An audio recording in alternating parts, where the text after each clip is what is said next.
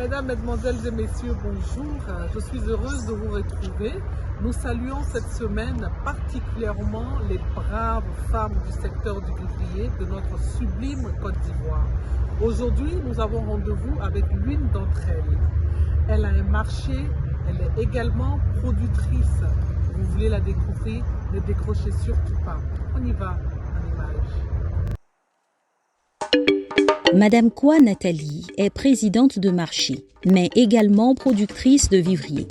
Cette passionnée d'agriculture a invité le magazine agricole Brave Paysan sur ses parcelles dans la périphérie d'Abidjan, plus précisément sur l'autoroute du Nord au kilomètre 54. La première parcelle à visiter est un champ de persil.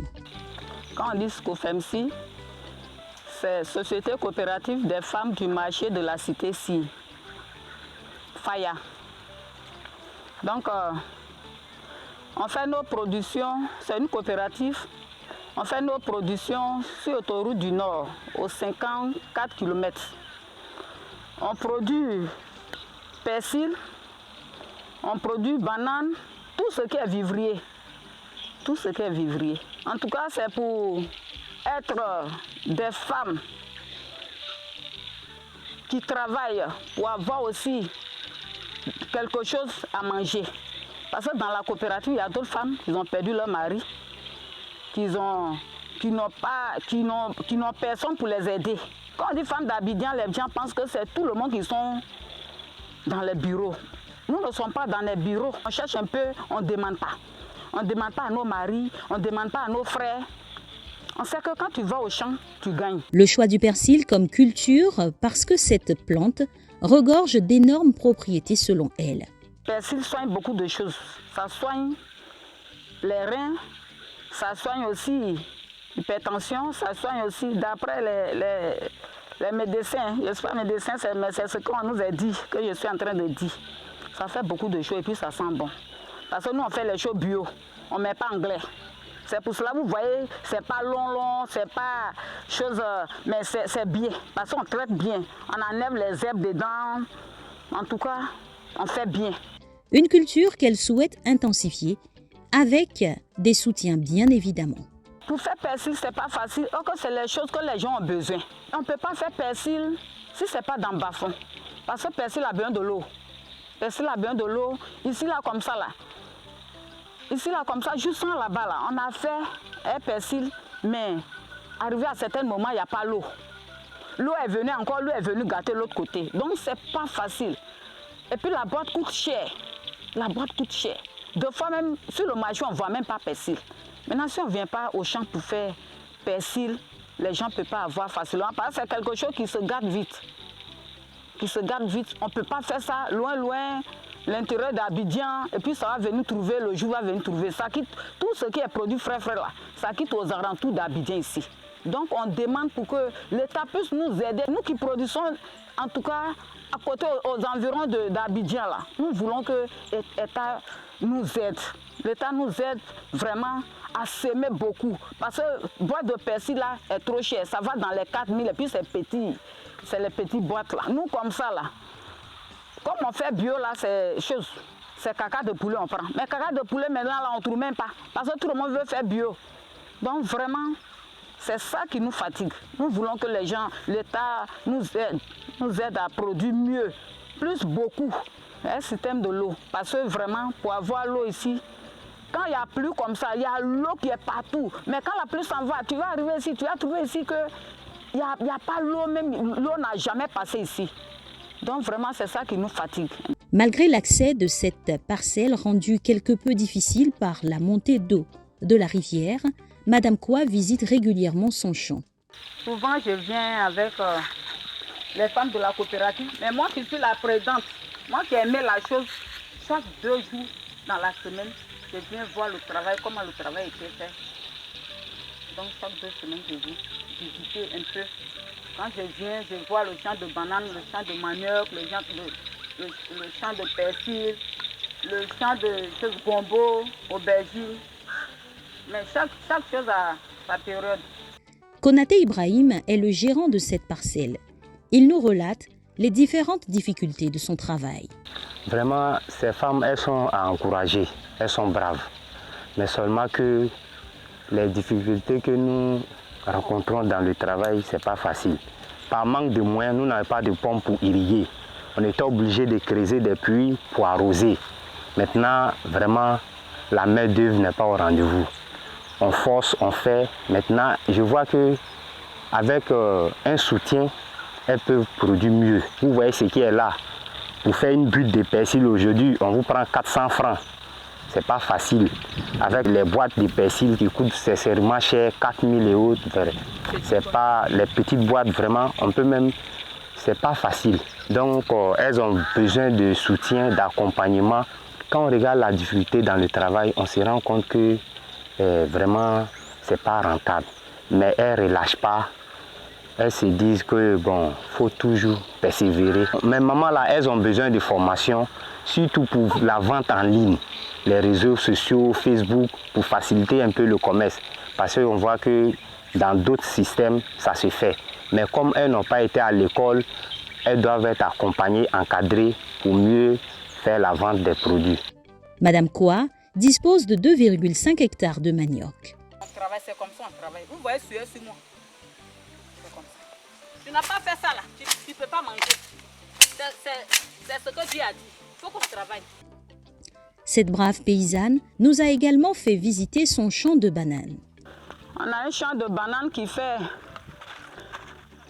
1,5 hectare parce qu'on voulait faire 3 hectares. On veut faire 3 hectares, mais ça fait de moins là. On s'est limité sur 1,5 hectare. Donc, nous achetons aussi dans la main des gens. Mais pourquoi on a fait ce champ-là? Ce champ-là, on a fait parce que dans le temps de Covid, on quittait ici, on partait chercher bananes, à Bangourou, à Man, à Djokwe. Mais pour partir là, c'était pas facile. C'est pas facile à faire de transport. Et deux fois, tu t'en vas, tu gagnes même pas voiture même pour prendre tes bagages. En venant aussi, toutes les difficultés sur la route. Ça a fait qu'on a réfléchi, moi et mes femmes, pour dire que est-ce qu'on ne peut pas avoir un terrain auprès d'Abidjan. Actuellement, on a fait 1,5 hectare. Bas-fond que vous voyez là, bas-fond là, on va mettre aussi banane dedans. Forêt là, ça continue de l'autre côté. Donc actuellement, c'est ce qu'on a produit. On veut travailler, on est appelé pour travailler. On ne peut pas laisser les hommes seulement. Pour qu'on puisse aider aussi nos enfants. L'enfant connaît papier. L'enfant veut aller en avant. Mais tu n'as pas moyen. Monsieur aussi n'a pas moyen. Tu fais comment? Banane, on l'a fait 4 mois, on est dans le 5e mois. On sait que bientôt, on va commencer à couper.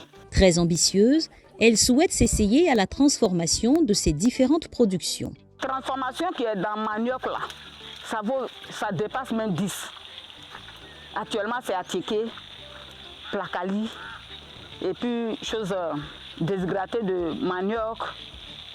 C'est ce que nous faisons. Pour de Placali, pour de manioc. Donc, on veut aller au-delà, on veut connaître plus. Selon des recherches, le persil, plante aromatique, est une source de fer et de vitamine C, un excellent antioxydant. C'est avec un grand plaisir que nous avons partagé cette belle journée avec ces dynamiques braves paysans.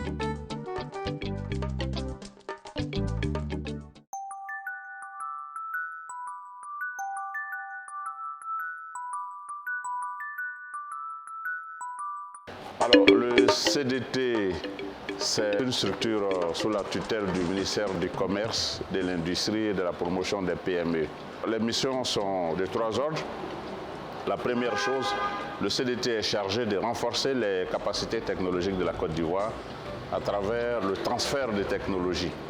Voilà, et ça à travers une stratégie de veille technologique bien huilée qui nous permet d'aller partout dans le monde, là où on fait mieux que nous, là où il y a des choses bien avérées, bien éprouvées, pour les mettre en termes d'information à la disposition des Ivoiriens.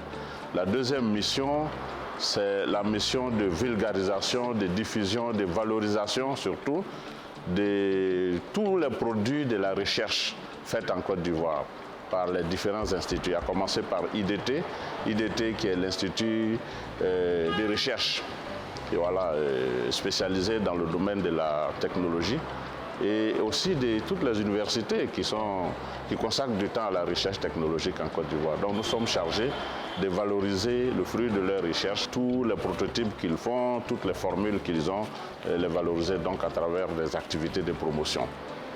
La troisième mission, la mission qui est assez fondamentale vu l'environnement de la Côte d'Ivoire aujourd'hui, c'est celle qui consiste pour nous à créer dans le secteur de l'agrotransformation, de l'agro-industrie, donc des petites entreprises, de favoriser la création de petites entreprises dans notre secteur. Donc la dimension entrepreneuriale de nos missions et comment faire en sorte que beaucoup d'Ivoiriens, notamment dans la population active, s'organisent autour des petites entreprises, autour des petites unités d'agrotransformation et d'agroproduction. Voilà donc les trois missions qui sont assignées au CDT. Vous voyez aujourd'hui que le défi majeur pour la Côte d'Ivoire, c'est la transformation de tout ce qu'elle produit. Nous sommes un pays fortement agricole. Toutes les spéculations phares dans nos pays tropicaux sont produites en Côte d'Ivoire. On est même champion toutes catégories dans toutes les productions. Et comme on sait l'environnement très spéculatif autour de ces produits-là, où les prix ne sont même pas toujours fixés par ceux qui produisent. Et du coup, on ne tire pas le maximum de notre débauche d'énergie dans la production de plusieurs spéculations sur le marché international. L'objectif de la Côte d'Ivoire aujourd'hui, en tout cas du président de la République, et qui nous a été communiqué par notre ministre, le ministre des tutelles, le ministre Souleymane Diarra-Souba, c'est que la Côte d'Ivoire, à l'horizon 2030, arrive au moins à transformer 50% de sa production locale. Mais la transformation se fait à l'aide de quoi? De deux choses essentiellement. Il faut avoir un process, mais il faut avoir la technologie. Il faut avoir des machines. Le CDT est sur ces segments-là qui consistent à mettre à la disposition de tous ceux qui s'investissent dans l'agrotransformation des technologies innovantes, des technologies à même d'impacter le business qu'ils entreprennent et à même d'impacter le taux de transformation de nos matières premières, ce qui est le défi national aujourd'hui. Étant donné la dynamique dans laquelle l'État de Côte d'Ivoire s'est inscrit, une année consacrée essentiellement à la jeunesse, nous, CDT, nous avons décidé comme perspective, en tout cas pour cette année 2023, de nous inscrire dans cette dynamique-là. Vous voyez, notre secteur est celui dans lequel, en principe, on devrait pouvoir créer le plus d'emplois. Chaque année, vous entendrez telle personnalité a offert des machines à telle coopérative, tel ministre a offert des broyeurs au groupement des femmes de telle localité. Mais c'est des centaines de machines qui sont distribuées chaque année. Mais en face, on n'a pas le sentiment qu'on crée véritablement des entreprises. Or, chaque acquisition de machines devrait aboutir à la création d'une entreprise. Vous voyez, au CDT, on s'est défini pas comme des simples vendeurs de machines, mais on est des accompagnateurs, on est des vendeurs d'entreprises. Donc nous avons approché la tutelle en collaboration avec l'agence Côte d'Ivoire PME. Nous avons créé un incubateur qui sera mis à la disposition de tous les jeunes de Côte d'Ivoire. Parce qu'on estime que, tous les jeunes ne sont pas entrepreneurs dans l'âme, et ceux qui sont entrepreneurs ont besoin de sortir d'un cadre où ils sont bien encadrés, où ils sont bien formatés avant de sortir pour aller s'installer. Le premier passant, vous lui donnez une machine, il va s'installer. Il peut ne pas avoir la vocation, et deux, même quand il a la vocation, mais comme il n'a pas été bien accompagné, c'est pas sûr que ça marche. Donc cet incubateur permettra de mettre des jeunes Ivoiriens en immersion ici sur le parc du CDT, sur des lignes qu'on a, des lignes de production entières. On a au moins une dizaine de lignes qu'on a identifiées comme ça, sur lesquelles les jeunes seront mis en immersion. Et comme ils sont accompagnés, ils sont dans un environnement, ils doivent être encadrés pour être des entrepreneurs, ils auront des box qui vont leur servir de bureau, d'autres box qui vont leur servir de boutique, où ce qu'ils vont produire localement sera commercialisé. Donc tout un ensemble, tout un dispositif qu'on a mis à la disposition des jeunes pour accompagner l'État dans sa volonté cette année de consacrer 2023 à la jeunesse. Ce sera notre contribution, on est en train de travailler là-dessus parce que c'est un bassin important d'employabilité le bassin agro-industriel.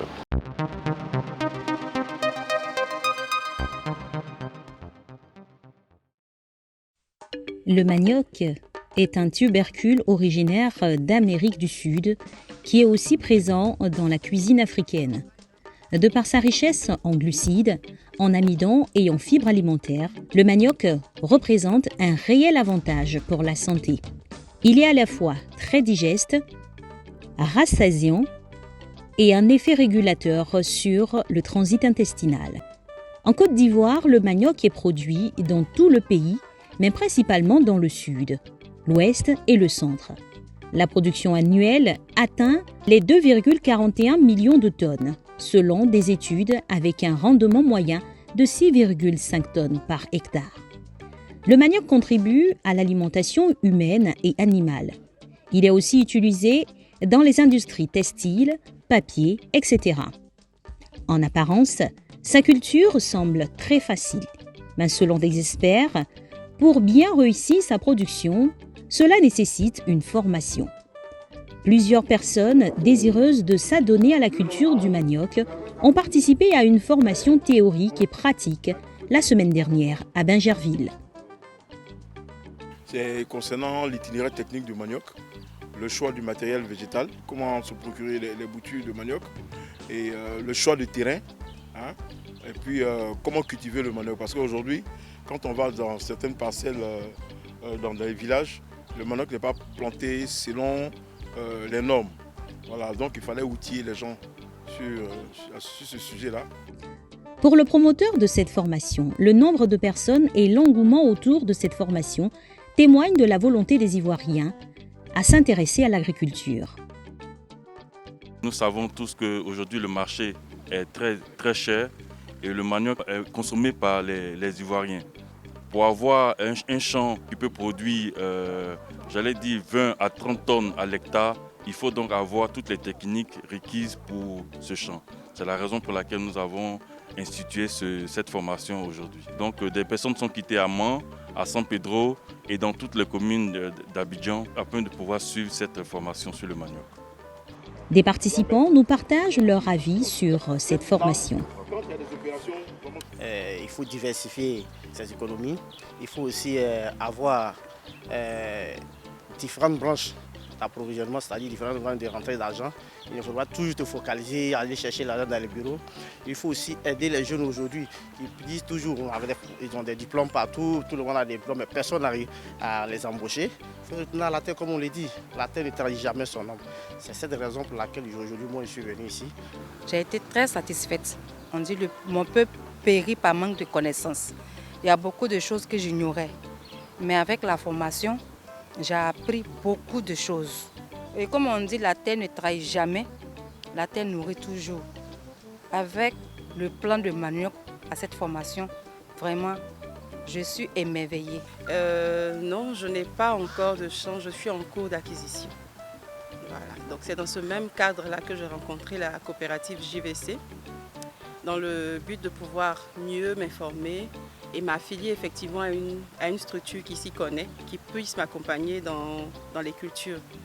Donc le but c'est quoi? Aujourd'hui, on a étudié, on veut tous être dans les bureaux, mais ce n'est pas les bureaux qui pourront enrichir la Côte d'Ivoire. C'est l'agriculture. Et comme Oufoué nous a dit, notre grand-père, notre arrière-grand-père, que l'avenir de ce pays repose sur l'agriculture. Tous les jeunes gagneraient à s'y adonner. C'est salissant, certes, mais ça enrichit. Comme on dit, l'argent, ça lave. À partir de la terre, on peut être riche. Un appel est également lancé pour ceux qui souhaitent se faire former aux différentes techniques agricoles. J'invite donc tous les Ivoiriens à adhérer à notre coopérative qui aujourd'hui valorise la culture de manioc et aussi les cultures comme la tomate, le gombo, le concombre, le chou. Nous avons un site à Outoué sur lequel nous avons déjà démarré plus de 30 hectares de manioc. Et nous sommes aussi à Sikinsi et à Tumodi. Notre coopérative est implantée et veut aider tous les Ivoiriens à valoriser la culture de manioc et à faire baisser le coût de la tchéké en Côte d'Ivoire et les autres transformations du manioc. La production mondiale du manioc est d'environ 250 millions de tonnes par an. La Thaïlande est le premier exportateur mondial. En Afrique, c'est le Nigeria qui est le premier pays producteur.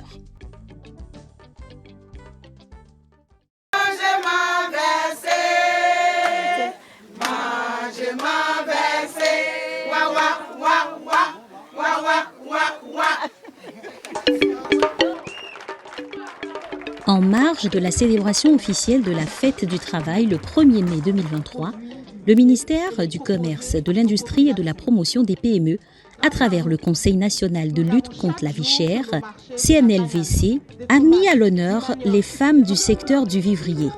Celles du marché Saint-Joseph des cités de Bingerville ont été célébrées pour leur courage et leur ardeur. La présidente de la plateforme du secteur vivrier de Côte d'Ivoire, une plateforme qui regorge environ 42 coopératives, a salué la présence effective de leur invitée, Lucie Bakayoro, a plaidé au nom de toutes les femmes du vivrier à l'amélioration de leurs conditions de travail. Si on nous appuie pour avoir de bonnes semences, les meilleures semences. Parce que moi j'ai fait 10 hectares de maïs avec la coopérative Anyandé à Fakobli. Sur 10 hectares, on a eu combien de tonnes? On a eu 7. On a 7 tonnes pour 10 hectares.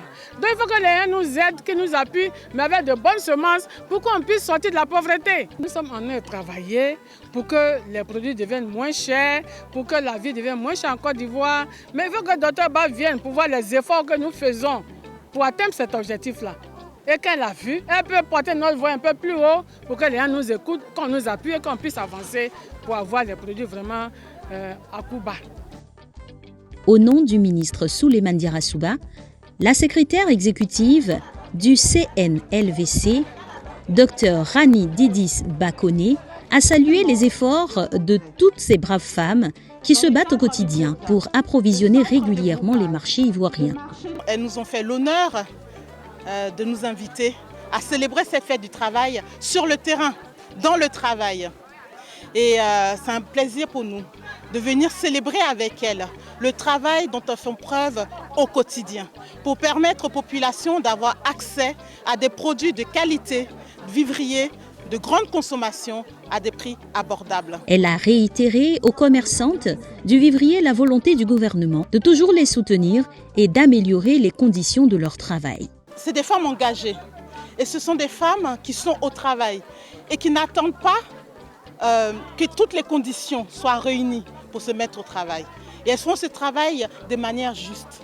Et le ministre du Commerce, de l'Industrie et de la Promotion des PME, M. Souleymane Diarra-Souba, est à leur côté pour porter leurs préoccupations auprès du gouvernement. Et un certain nombre de programmes sont en cours. Le Purga 1, le Purga 2, etc. Il y a beaucoup de programmes qui visent à les accompagner et à faire un certain nombre de dons, notamment en matériel agricole, en semences, en engrais. Et tous ces programmes sont en cours de réalisation sur l'ensemble du territoire national. Et donc c'est cette nouvelle-là que nous sommes venus leur apporter au nom du ministre du Commerce, de l'Industrie et de la Promotion des PME, Dr Souleymane Diarra-Souba. La promotrice du marché Saint-Joseph, Blanche Kofi, estime que les consommateurs ont droit à des produits frais et moins coûteux. Le tout vendu dans un environnement propre. Elle promet un marché de référence. Nous sommes obligés de donner à manger aux gens. C'est ce qu'on a choisi. C'est notre ministère, c'est notre sacerdoce. Nous avons des tables qui sont bien confectionnées, qui sont oxygénées pour ne pas que nos produits pourrissent dedans. Vous avez des stands qui sont bien élaborés. Et puis toutes les femmes ne sont pas serrées dans le marché. Il y a de la place parce que nous sommes quand même sur 3 hectares. Dieu merci.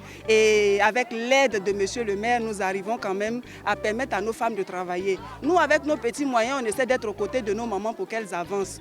Donc le marché de Bingerville, comme on disait tout à l'heure, ce sera le marché de référence non seulement à Bingerville, mais ce sera le marché de référence en Côte d'Ivoire. Le marché le plus propre, où vous n'allez pas trouver de souris, où vous n'allez pas trouver de mouches. C'est vrai, il y en aura peut-être, mais il n'y en aura pas beaucoup parce qu'il y a l'hygiène qui est de mise ici. On a vraiment tout qui est de mise ici, mais avec des produits de qualité et moins chers.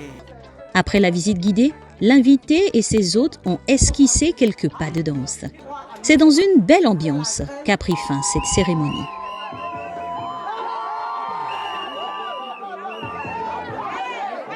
C'est terminé pour aujourd'hui. Rendez-vous est pris très prochainement, mais avant, nous continuons notre sensibilisation à l'endroit de la jeunesse africaine, particulièrement à l'endroit de la jeunesse ivoirienne. 2023 a été décrétée année de la jeunesse par son Excellence M. Alassane Ouattara, président de la République de Côte d'Ivoire. Jeunesse de Côte d'Ivoire, la terre ne trahit jamais celui qui sait la mettre en valeur. Très prochainement, vous aurez d'autres témoignages édifiants. Que Dieu nous garde. Ciao.